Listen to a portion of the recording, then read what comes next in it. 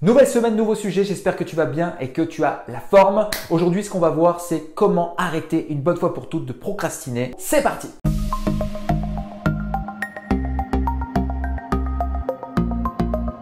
Alors, il y a quelques mois de ça, j'ai déjà abordé dans une vidéo qui s'appelle Gestion du temps, qui est juste en dessous de cette vidéo, je te remets le lien, des astuces pour organiser mieux son temps, pour réaliser plus de choses pour sa vie, ses journées et surtout ses rêves.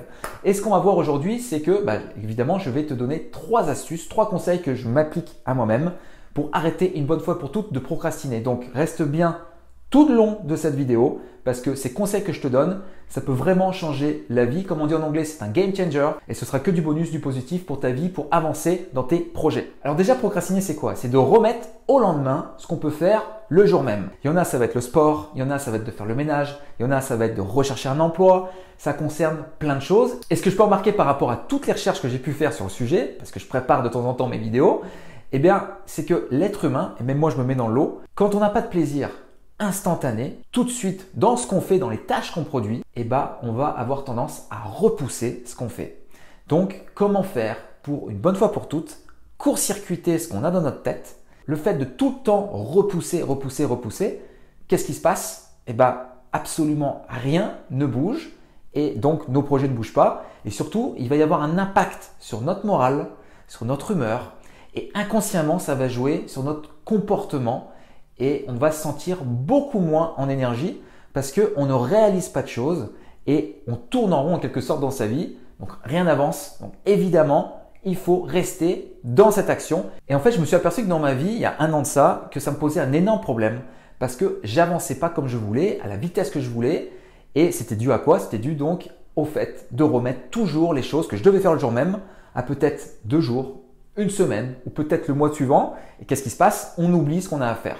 Donc, je vais te donner 3 astuces. T'en fais ce que tu veux, mais je peux t'assurer que si tu les respectes, si tu le fais, ça fonctionne pour moi, ça fonctionne pour les personnes que j'aide aussi. Donc, teste-les. Dis-moi en commentaire, juste en dessous de cette vidéo, au bout peut-être de 1 mois, parce que 1 semaine, c'est peut-être un peu trop rapide. Dis-moi ce que tu en penses. Et puis comme ça te fera comme une sorte de suivi et je me ferai un plaisir de te répondre à ton commentaire. Alors, premier conseil que je peux te donner, c'est de planifier avec ton téléphone les choses que tu dois faire, les tâches que tu dois faire absolument demain, dans 2 jours, aujourd'hui. Planifie, tu poses la date et tu respectes l'heure que tu planifies. Je sais que c'est dur, je sais que ça ne vient pas du jour au lendemain, mais crois-moi, ça fonctionne. Et en fait, ce qui se passe, c'est que rien que le fait de planifier sur ton agenda, donc il y en a qui utilisent des agendas écrits, tu peux le faire, il n'y a pas de problème, je ne sais pas comment tu travailles, mais moi perso, j'aime beaucoup utiliser mon téléphone parce que j'ai toujours avec moi et c'est beaucoup plus rapide. Et surtout, ça m'envoie des notifications sur mon adresse mail qui s'affiche directement sur mon écran. Donc, ce que je te conseille, c'est vraiment d'écrire dans ton agenda les choses que tu dois faire, de planifier. Et le simple fait d'écrire dans ton agenda, ça va t'engager. Et surtout, ça va te libérer l'esprit des choses, peut-être de la multitude de choses que tu as à faire. Parce qu'il y a beaucoup de personnes qui se mettent des to-do list, comme on dit, des listes de tâches à faire qui sont énormes et c'est pour ça qu'on procrastine parce qu'on se décourage. Donc, si tu répartis ce que tu as à faire sur la semaine, sur le mois, tu vas les faire ces choses que tu as à faire. Et je peux t'assurer que de procrastiner, ça va être du passé. Donc, petite astuce aussi ici, si tu veux avancer progressivement dans ta vie, dans tes projets, dans tes tâches, ce qu'il faut que tu fasses, c'est de ne pas surcharger tes journées. Parce que si tu surcharges ton planning, donc d'aujourd'hui, de demain, dans 1 semaine, ça va, comme je te le disais, ça va te décourager. Donc, si tu veux bien commencer tranquillement, il faut que tu sois réaliste et que tu sois conscient des tâches que tu veux réaliser pour ta vie. Par exemple, demain, tu te cédules 3 choses à faire. Tu t'en cédules pas 4 ni 6, tu t'en cédules 3. Et tu vas voir que progressivement, ça va te libérer l'esprit parce que tu auras un suivi dans ton agenda et puis tu vas pouvoir te focuser tranquillement sur les choses que tu as à faire le jour même quand tu les fais. Ok? Donc, planifie bien, utilise soit ton agenda papier, mais écris ce que tu dois faire avec la date et l'heure pour faire ton suivi. Deuxième conseil que je peux te donner pour être encore plus performant, qui fonctionne aussi extrêmement bien, c'est faire du renforcement positif. Alors faire du renforcement positif, c'est quoi? C'est matin et soir, c'est relire tes objectifs précis.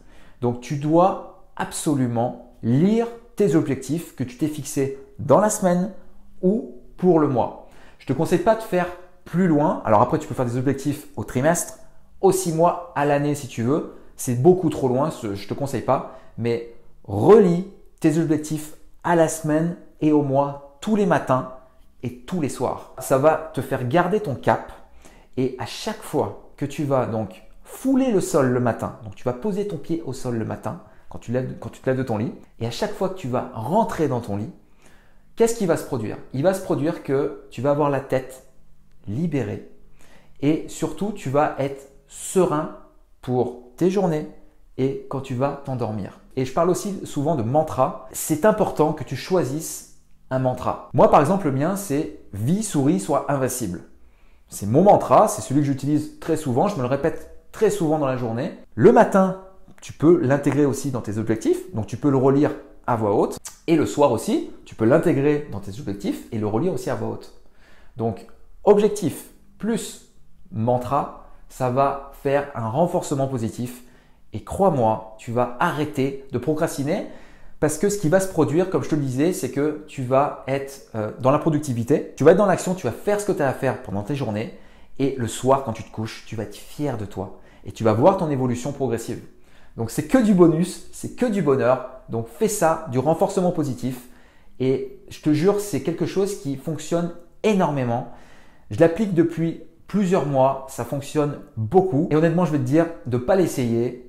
Tu passes à côté de quelque chose parce que c'est fantastique. Et tu vois, tu peux voir mon gestuel quand je te parle là, c'est extraordinaire. Ça a vraiment une puissance, une portée positive pour ce que tu fais. C'est génial. Donc fais ça, renforce-toi positivement, travaille sur ça. C'est gratuit, ça coûte rien. Si tu veux avancer dans ta vie, dans tes projets, dans tes rêves, pour les choses que tu aimes, essaye ça et tu me diras ce que tu en penses. Et troisième point, troisième conseil que je voulais te donner pour arrêter de remettre au lendemain ce que tu dois faire, c'est surveiller ton environnement. Tu dois absolument être dans un environnement autant dans ta tête que physique qui n'est pas toxique. Tu dois être dans un environnement qui est propre.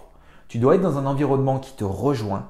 Tu dois être dans un environnement qui est bon pour toi, où tu te sens bien. Et ça, les autres ne peuvent pas le dire. Les autres ne peuvent pas le dire pour toi parce que c'est ton environnement et personne n'est dans ta tête pour savoir quel environnement te correspond. Donc, surveille bien ton environnement de vie, surveille bien ton environnement de travail, surveille bien tes relations aussi. Et les relations, ça vaut pour la semaine, donc du lundi au vendredi, et ça vaut aussi pour le week-end. Si ces personnes ne te portent pas vers tes rêves, vers tes objectifs, parce que quand il y a des personnes qui me demandent « Mais comment tu fais Damien pour… pas sélectionner, mais comment tu fais pour t'apercevoir qu'une personne n'est pas bonne pour toi? » Je teste la personne. Je ne la teste pas en lui posant des milliards de questions, mais évidemment, quand tu parles avec une personne, il y a un échange qui se crée. La communication, c'est de l'échange. Et si cette personne tu le sais de toute façon, tu le sens au fond de toi, si cette personne ne t'apporte pas quelque chose de bon pour toi et qui ne te soutient pas, écoute, ça ne sert à rien de rester avec cette personne trop longtemps dans la semaine. À quoi ça sert? Je te dis pas d'évacuer tout le monde et de ne plus voir personne, ok? Parce que c'est pas du tout bon et l'être humain, on est des êtres sociables. Après, si c'est ton choix, tu fais ce que tu veux, mais dans tous les cas, surveille bien ton environnement physique, ton environnement matériel. C'est ultra important pour ne pas reporter des choses. Je te prends un exemple très simple. Mon bureau, par exemple, il est super clean, ok? Moi, j'aime bien quand c'est très propre chez moi. Je suis à la limite maniaque, on peut dire comme ça, mais j'aime bien quand c'est propre. Et si c'est pas propre, dans ma tête, c'est le bordel. Et évidemment, je ne vais pas pouvoir faire un travail qui est productif et je vais comme en quelque sorte culpabiliser parce que je me dis ok, j'aurais pu le faire, j'aurais pu nettoyer mon bureau, mais je ne l'ai pas fait et je n'ai pas les résultats et je ne me sens pas bien et inconsciemment, ça va venir me chercher. Et tu vois, c'est des petites choses comme ça qui font que ça peut augmenter ta productivité et arrêter de faire des choses le lendemain et de repousser tout le temps ce que tu as à faire. En fait, si tu veux, les 3 conseils que je viens de te donner, c'est des choses qui sont super simples à mettre en place et c'est surtout de te donner un petit coup de pouce qui ne coûte rien pour que tu réalises ce que tu veux faire dans ta vie pour que ça avance. Et souviens-toi bien d'une chose, le mouvement engendre le mouvement. Si tu ne fais rien dans ta vie, si tu n'engages rien, il n'y a rien qui va se passer, il n'y a rien qui va se produire. Engage-toi pour ta vie parce que, je te le rappelle, tu as ta vie qui passe, les journées passent, 24 heures, ça passe très vite. Le lundi arrive, on est vendredi déjà, le week-end, et ça repart, et ça repart, et ça repart. Si tu veux, si tu ne fais pas en sorte de le faire pour toi, qui va le faire pour toi? Personne. Donc, mets en place ça, c'est très simple à mettre en place. Je t'ai préparé aussi également sous la vidéo un guide aussi spécial pour t'aider à t'orienter si tu souhaites, si tu es perdu en ce moment, dis ok, j'ai besoin de prendre une autre direction et je voudrais vraiment que ça change, que ça bouge. C'est un guide que j'ai mis en place qui est très simple, il fait 6 pages le guide, il est très simple à suivre. C'est des questions que j'ai mis en place pour toi. Donc je te dis à la semaine prochaine, je te souhaite une excellente semaine et à très vite. Ciao ciao!